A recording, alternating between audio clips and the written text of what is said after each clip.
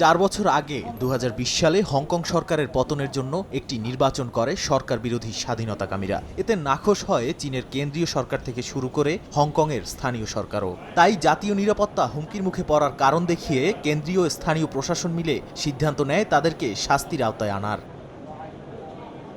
স্থানীয় সময় মঙ্গলবার হংকংয়ের উচ্চ আদালত তাদেরকে সর্বোচ্চ 10 বছর থেকে সর্বনিম্ন 3 মাসের সশ্রম কারাদণ্ডের আদেশ দেন। এ মামলায় প্রায় অর্ধশত অ্যাক্টিভিস্টকে বিচারের আওতায় আনা হয়, যার মধ্যে রয়েছেন সাবেক সংসদ সদস্য, আন্দোলনকর্মী, ইউনিয়ন নেতা ও সাংবাদিক।